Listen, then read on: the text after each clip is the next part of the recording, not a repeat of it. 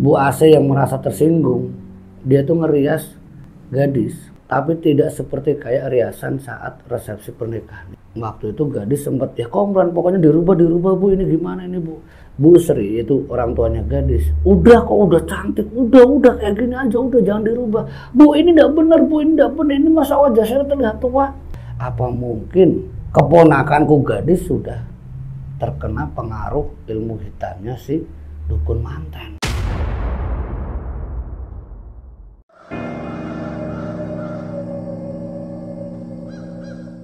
Bismillahirrahmanirrahim. Assalamualaikum warahmatullahi wabarakatuh. Alhamdulillah wa syukurillah wa ni'matillah la haula wa la quwwata illa billah, amma ba'd.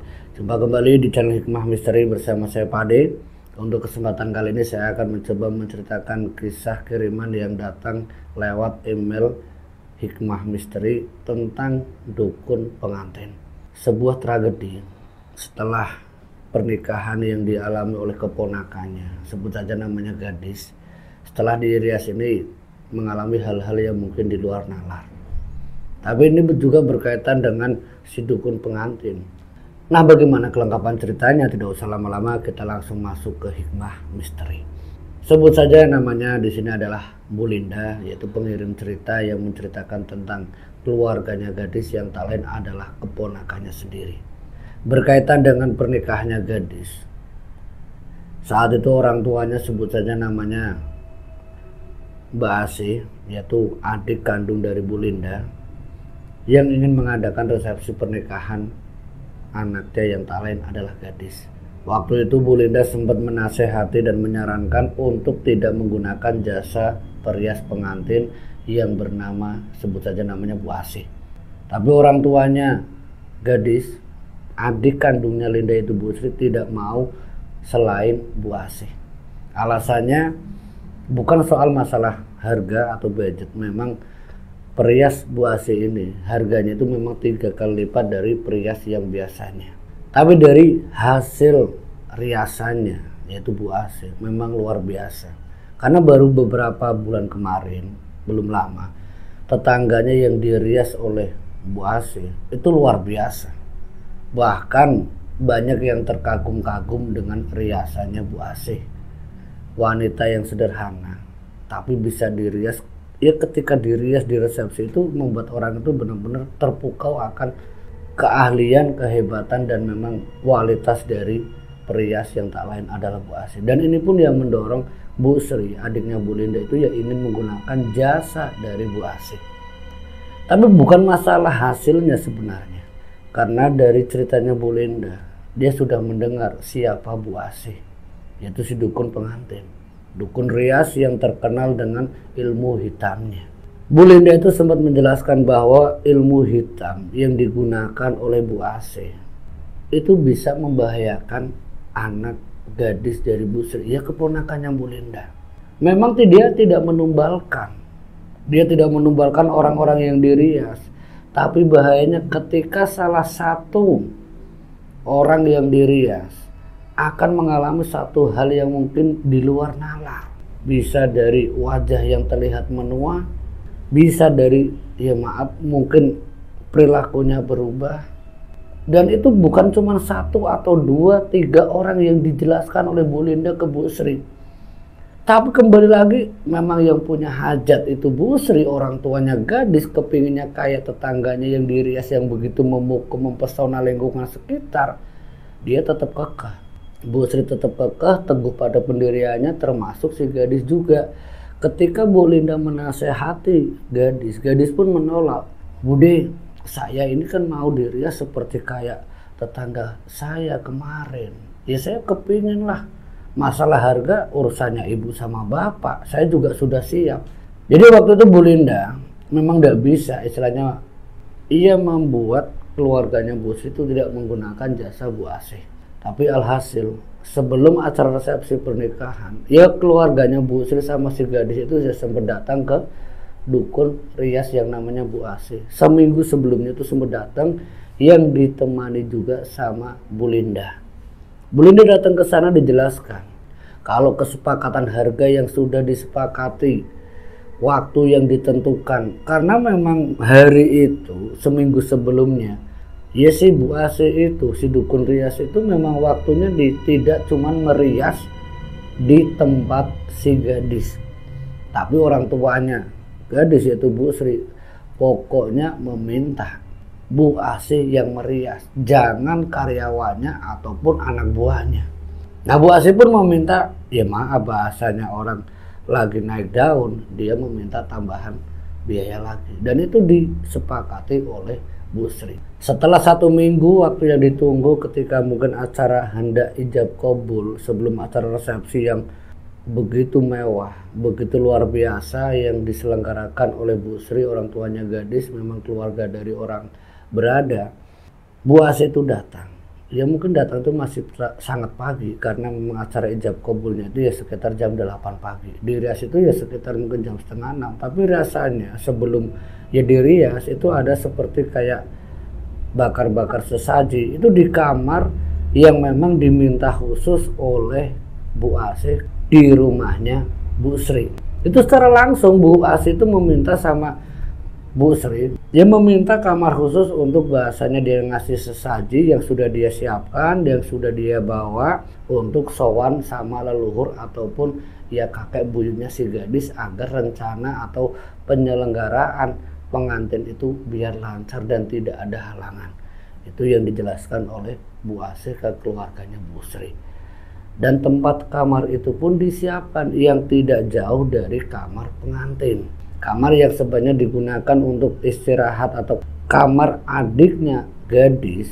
Ya akhirnya apa yang ada di dalam kamar itu ya pokoknya sebagian tempatnya itu agak dikosongkan. Selang mungkin setengah jam Bu Asih itu ya kayak ya baca doa-doa. Ya memang menyebutkan nama-nama leluhurnya. Ya keluarganya Bu Linda, keluarganya Bu Sri yang sudah meninggal itu ya disebutkan, didoakan. Ya bahasanya bahasa istilahnya ayat-ayat, ya ayat-ayat Al-Quran. Setelah dia baca, dia doa, dia keluar. Dan disitulah mulai namanya dirias. Ketika dirias ini, ya orang-orang sekitar, ya ketika Bu Asih yang ngerias itu, ya banyak yang lihat itu banyak. Itu pagi, masih jam 6 pagi itu udah dirias sampai mungkin 1 jam itu baru selesai. 1 jam ngerias wajah termasuk ganti baju dan sebagainya. Dan ketika keluar dari kamar pengantin yang memang sudah selesai semuanya, tapi sebelum dia keluar sempat Bu Asih itu masuk ke dalam dan kayak baca-baca doa itu ditepuk-tepukkan di jidatnya si gadis. Ya memang seperti itu yang dilihat juga oleh Bu Linda. Silahkan kamu keluar, temui kamu dan juga siap untuk ijab kabul. Itu waktu ya sebelum ijab kabulnya itu memang ada kayak hal-hal yang dilakukan oleh Bu Asih yang tujuannya ya agar terlihat auranya dan begitu luar biasanya. Dan memang benar. Dan setelah ditepuk Bu Asih itu Linda yang juga melihat keluar itu memang auranya berbeda. Auranya itu luar biasa. Bahkan orang-orang tepuk-tepuk, wah cantik sekali ya, cantik sekali ya. Itu ya banyak gemuruh riuh itu ya memang terpukau pesonanya luar biasa dari riasannya Bu Asih. Tidak berselang lama ijab kabul itu pun akhirnya dilakukan sampai siang hari. Mungkin waktu itu ya acara resepsinya itu siang dan malam. Siangnya ya ada resepsi dan itu sudah ya mungkin pertama itu tentang riasan saat ijab kabul. Sekitar jam 10-nya dirias lagi juga. Cuman beda riasannya itu beda lagi. Pokoknya ya sesuai dengan keinginan Bu Sri sampai mungkin sampai 6 kalau tidak salah. Kata Bu Linda 6 sesi riasannya. Itu berbeda-beda. Pagi jam 10, jam 1 dari pakaian adatnya juga beda. Riasannya juga dirubah-rubah. Pokoknya dari 6 sesi itu sampai malam itu kalau dibilang capek ya capeknya minta ampun untuk si pengantin. Tapi anehnya memang si gadis yang tidak merasa capek, bahkan dia bangga dengan riasannya Bu Asih, sangat-sangat senang. Hasilnya memang dari apa yang dia lihat lewat ya kamera, lewat apa itu ya cantiknya memang luar biasa, sampai suaminya pun ya terkagum-kagum. Semuanya itu memang benar-benar terpukau. Setelah jam 9 malam resepsi itu sudah selesai, gadis ini kan saat sampai di kamar pengantin bersama suaminya, waktu itu ibunya gadis yaitu Bu Sri meminta sama si gadis untuk ya setidaknya cuci muka atau bersihkan muka untuk biar dia tidak terlalu lengketlah wajahnya. Tapi si gadis itu menolak, dia enggan untuk ya pesona aura dari si perias tadi. Sementara perias itu ya sedang kemas-kemas kayak Ya beres-beres lah, memang hari itu selesai. Cuman paling nanti seminggu lagi datang untuk merias yang kedua kalinya acara, ya kayak balik loso yang berkunjung dari keluarga perempuan ke keluarga laki-laki. Hari pernikahan itu begitu luar biasanya bagi gadis dan sekeluarganya. Dan apa yang disangkakan Bu Linda itu tidak terjadi sama si gadis. Sampai Bu Sri itu ya dituduh, kamu itu cuman nggak suka kan sama keponakan kamu. Kamu lihat orang-orang sekitar itu begitu terkagum-kagum dengan anak gadis. Waktu itu Bu Linda, memang Sri, kata Linda, apa yang kamu sangkakan, kamu bilang saya fitnah sama Asih, kamu saat ini belum merasakan. Tapi ya semoga saja keponakanku ndak apa-apa. Cuman firasatku ini merasakan ada yang beda sama si Asih. Apa sampai ndak lihat sewaktu tadi pagi? Sampai pernah ndak tahu kalau Bu Asih itu ia bakar sesaji di ruangan khusus? Pernah lihat kayak gitu ndak dukun manten? Ya itu kan urusannya Bu Asih, dia juga benar, dia doa-doa. Tapi bukan di situ masalahnya. Saat gadis keluar, waktu ijab kabul ditepuk jidatnya sama Bu Asih, itu wajar apa enggak? Ya itu wajar lah, dukun manten ya kayak gitu biar auranya terbuka, kata Bu Sri, adiknya Bu Linda. Sampai perdebatan antara kakak beradik yaitu Linda dan Sri itu ya sempat didengar oleh ya gadis, oleh orang tuanya, yaitu suaminya, termasuk suaminya Bu Linda juga. Sampai mereka itu ya cuman hanya bisa ditengahi aja, udahlah nggak usah diperdebatkan, yang penting gadis nggak apa-apa. Kalaupun memang benar Bu Asih seperti itu ya biarin aja, toh dia juga yang ngelakuin. Jadi seakan-akan dari pihak laki-laki, suaminya Bu Linda, suaminya Bu Sri, ya kayak membiarkan sampai satu waktu, mungkin 1 minggu setelahnya, si Bu Asih itu datang lagi. Sampai sesuatu yang di luar nalar dari Bu Linda ditanyakan sama Bu Sri, Bu Asih, apa benar sampai ini menggunakan hal-hal yang gaib, yang bersifat mistis agar anak saya itu terlihat lebih ya mempesona, agar auranya itu terlihat lebih cerah? Dan jawaban dari Bu Asih yang didengar oleh Bu Linda, ya kalaupun kalian percaya syukur, nggak percaya nggak apa-apa kalau gaib itu ada. Tapi saya tidak menggunakan hal kayak gitu. Saya memang menggunakan ya keahlian saya, apa yang saya pelajari dan apa yang saya ketahui. Kalau sesaji atau kamar khusus yang kalian masalahkan, bagi saya itu wajar. Ketika saya mau merias anak orang, ya setidaknya saya sowan sama leluhurnya. Apa itu salah? Kata Bu Asih. Sampai akhirnya Bu Asih yang merasa tersinggung, dia tuh ngerias gadis, tapi tidak seperti kayak riasan saat resepsi pernikahan. Dia dirias, tapi auranya begitu gelap. Sampai gadis ini ketika dia ngaca, itu beda sekali. Dan saat itu gadis itu sempat ya komplain sama Bu Asih. Bu, ini gimana Bu, riasannya kok seperti ini, kok enggak kayak kemarin. Tapi yang aneh, ada yang aneh ini. Komplainannya si gadis itu tidak dikomplain sama siapa saja, yaitu Bu Sri, Bu Linda, termasuk orang-orang yang pagi itu sekitar jam 9 itu ya ada yang beda. Ngelihatnya ya memang auranya itu ya kayak normal biasa saja, bahkan lebih hebat lagi.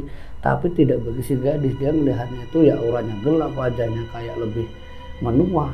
Waktu itu gadis sempat ya komplain, pokoknya dirubah Bu, ini gimana ini Bu.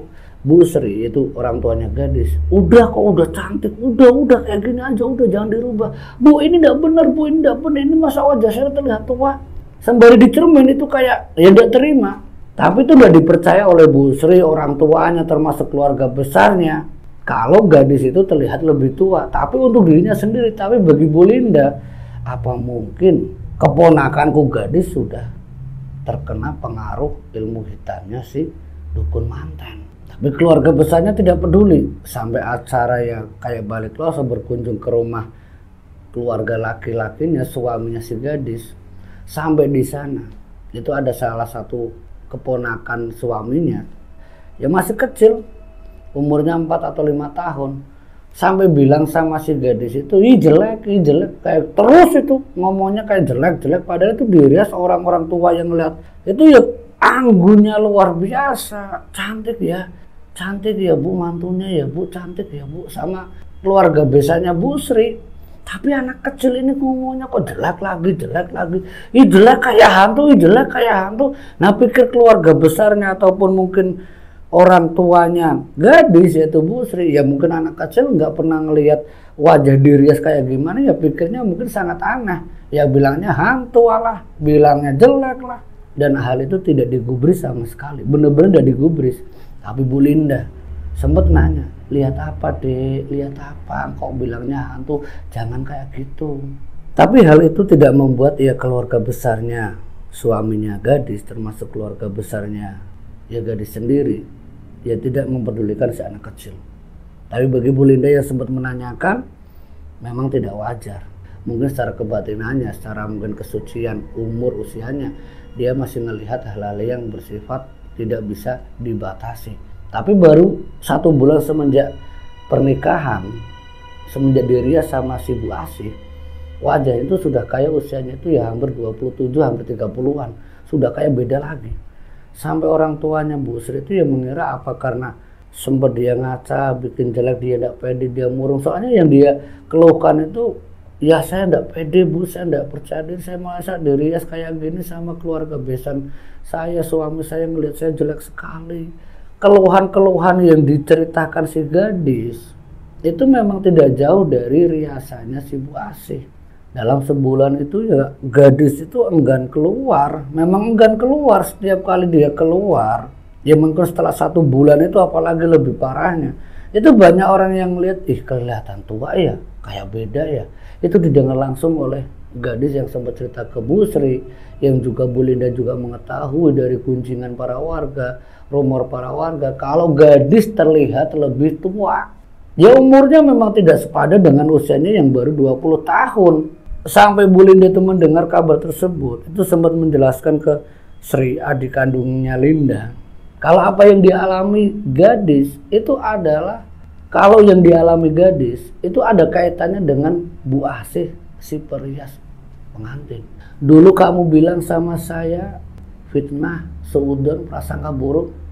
Tapi sekarang beberapa bulan setelah gadis menikah yang dirias oleh Bu Asih, kamu sudah mendengar sendiri, tetangga sekitar bilang gadis terlihat tua. Kamu juga melihat iya. Suaminya pun sekarang kayak agak acuh. Suaminya gadis, ya mungkin karena pengaruh lebih tua. Dan gadis sendiri, apa kamu tidak melihat anakmu Sri? Dia tidak mau keluar, dia lebih murung, dia lebih cenderung diem di kamar. Ini kan secara psikologisnya gadis, ini lama kelamaan mungkin bisa ya kena mental.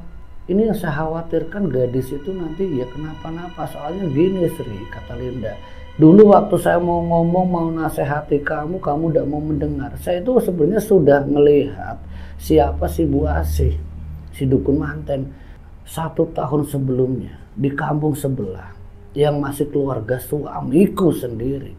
Tepat mungkin 1 tahun apa yang dialami keponakanku, ya ini dialami keponakanku lagi, yaitu gadis. Dia terlihat lebih tua. Apa kamu tidak tahu ketika kamu dulu berkunjung ke rumah keluarga suamiku, dia juga mengalami. Tapi aku belum sempat cerita lebih jauh, kamu menolak. Alasannya tetangganya kemarin terlihat mempesona. Ya saya tidak bisa, itu hak kamu.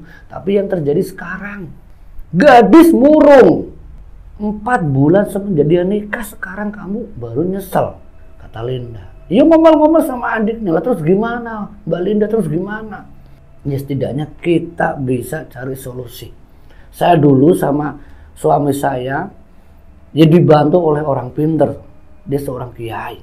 Yang akhirnya ya saya tahu apa yang dilakukan Bu Asih itu adalah ilmu sesat, ilmu hitam yang tujuannya ya untuk mengembalikan wajah muda yang pada hakikatnya ilmu hitam itu kayak menyerap usia dari keponakanku yang tak lain ya gadis ini.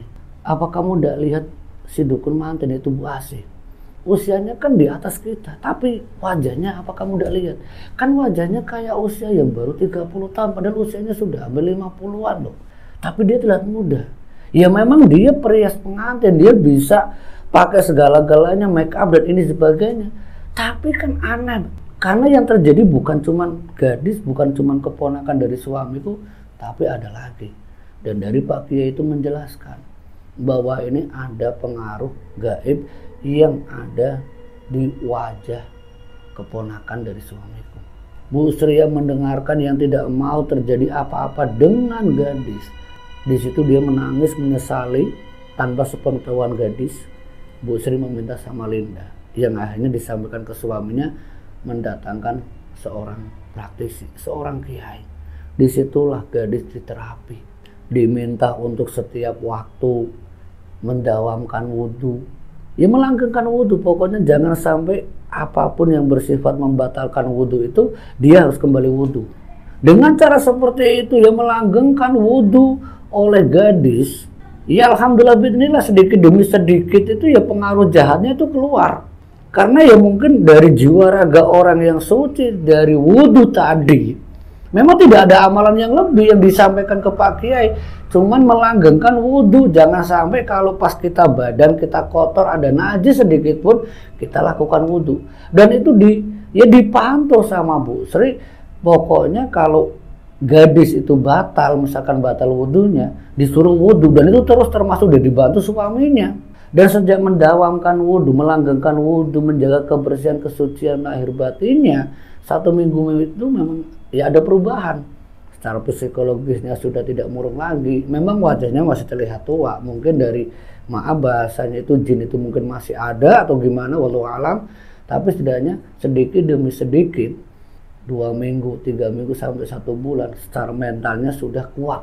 Ya dia tidak peduli orang sekitar istilahnya ngomong wajahnya terlihat tua, tapi setidaknya lebih kayak percaya diri. Itu 1 bulan. Selama 2 bulan itu yang dibantu oleh Pak Kiai, diterapi oleh Pak Kiai, yang dibantu didukung oleh keluarganya untuk berdoa, untuk ya selalu melaksanakan sholat 5 waktu, didukung dengan puasa juga. Ini yang membuat si gadis itu lebih mudah untuk sembuhnya. Selama 2 bulan ya kondisinya itu kayak wajahnya itu kayak mulai terlihat lebih ada auranya lagi, lebih hidup lagi. Tidak kayak pas baru 1 bulan menikah itu wajahnya sudah kelihatan menua, terus auranya ya bisa dibilang ya sangat gelap.